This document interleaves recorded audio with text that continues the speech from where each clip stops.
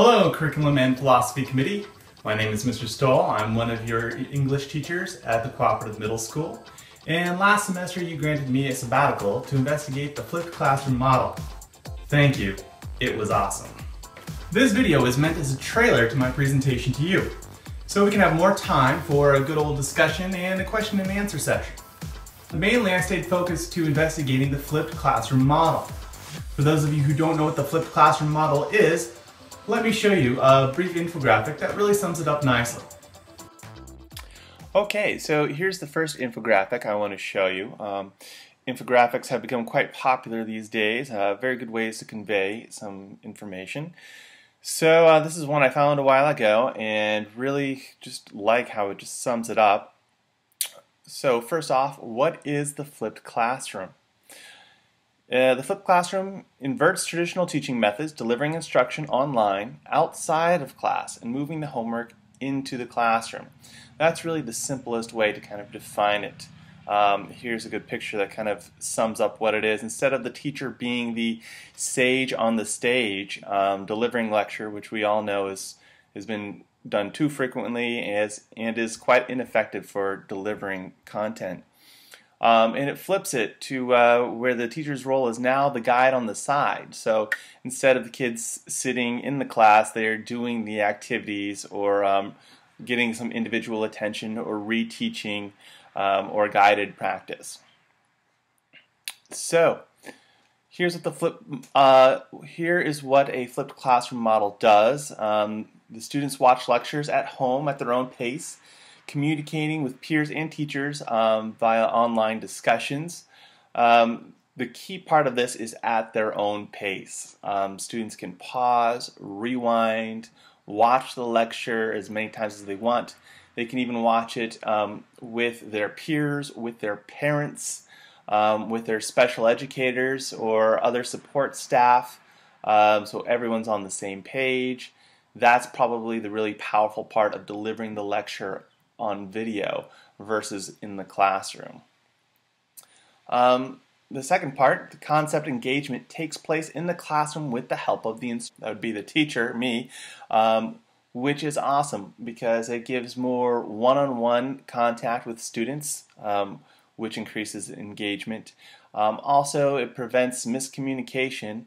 I can't tell you how many times I've had a student or a parent complain that they weren't in the classroom, so they didn't understand what was going on, and when they didn't have me there to help them at home, that was a problem. So now when the exercises or reinforcement activities are done in the classroom with the teacher, the expert, it's much easier to get those things accomplished and get those questions answered. So that was the first infographic, kind of explaining briefly what it is, the flipped learning model. If you want to see the entire video of that, please go ahead and go to my YouTube channel, and the rest of it is there. I also have another segment from another infographic tour. This one explains a little bit about how it's grown, how popular it's become, and how effective it is. So, take a look. So, let's talk about the growth. 2 years ago, 73% of the teachers recognized the term flipped classroom. And in 2014, this year, that's up to 96%. So first off, just the recognition of it has rapidly increased. Also, 2 years ago, half of teachers surveyed had flipped a lesson. And in 2014, that's up to 78%. So incredible growth from the teachers surveyed, that it's becoming easier and easier to do every year.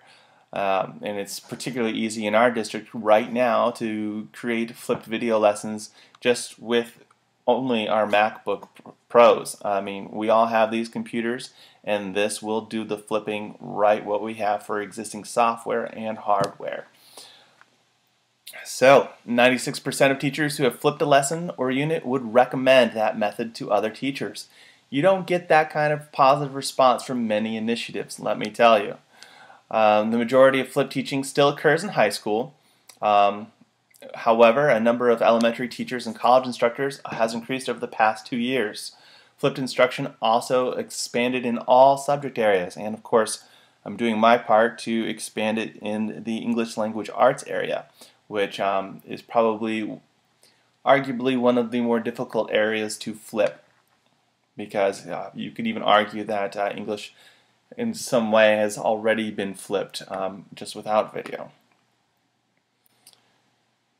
So close to half the teachers researched have been teaching more than 16 years. This was surprising to me, actually, because I've only been in this gig, well, gosh, I've been 11 years, and I see a lot of things involving technology really only appeal to some of the younger teachers, but this shows that even more veteran teachers can find this easy enough and effective enough to incorporate into their teaching practices. So yeah, up 46%. And roughly 9 out of 10 teachers noticed a positive change in recent engagement, student engagement, since flipping their class. That's up from 80% from the 2012 survey, and 85% in the Sophia survey. Again, this is the Flipped Learning Network and Sophia. Those are probably two driving forces behind this, this pedagogy.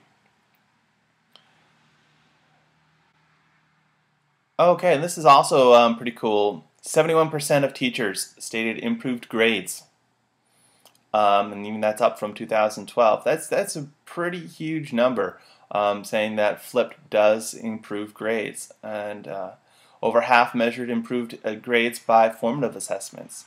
And a lot of teachers, and I definitely see this as being important, it seems to particularly help those who are English as a second language learners, special needs learners, and even advanced placement or advanced learners.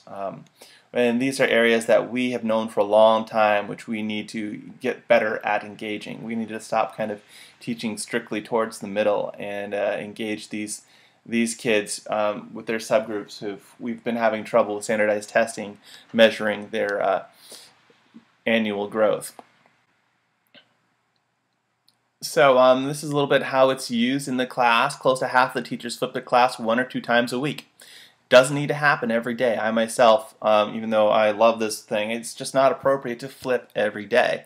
I'm probably in the group of flipping, I'm between the two. I generally have at least 3 videos a week, or 2 videos.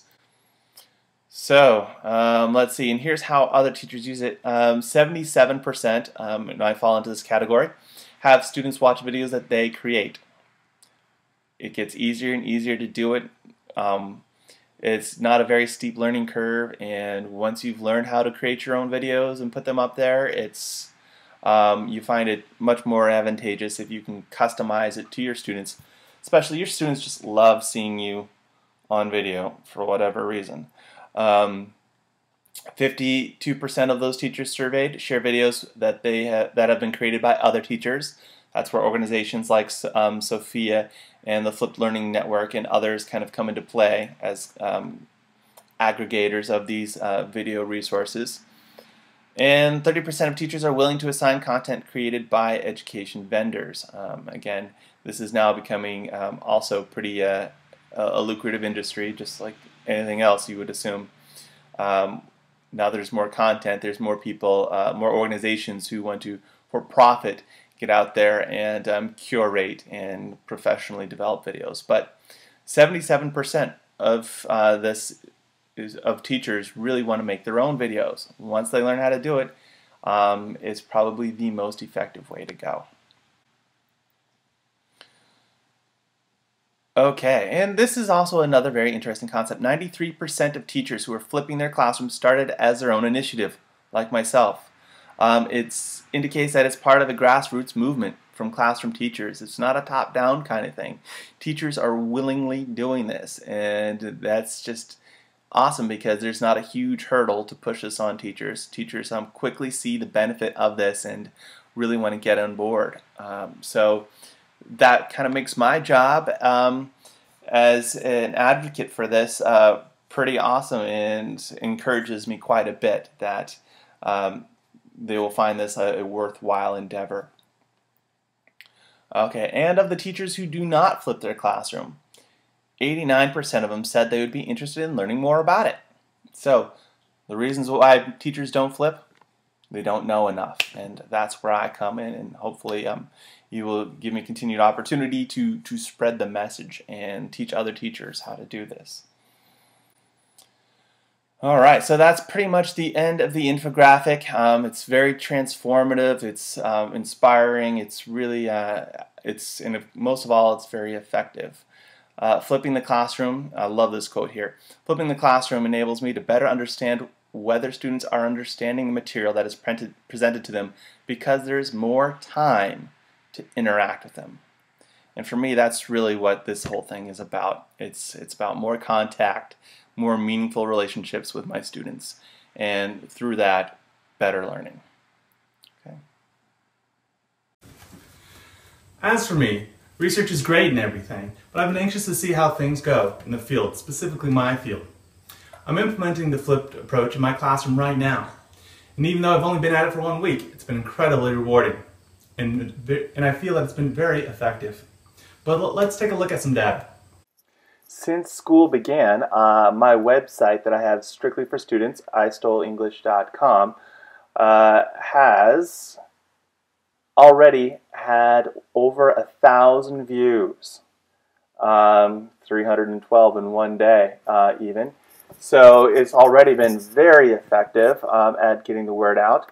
And my YouTube channel, where I store all the videos themselves, that has also had over 1,000 views in this 1 week since school began.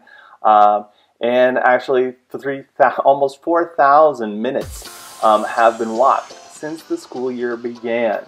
And overall, I think I've had, over the course of this channel, I've had over 8,000 views.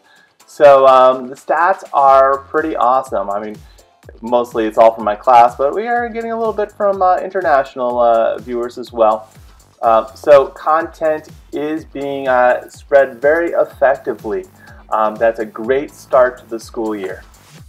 I also plan to run as many workshops as the school and district will allow me, and to continue to create videos and to teach other teachers how to do this awesome thing. So, thanks for your time, and let's have a great chat.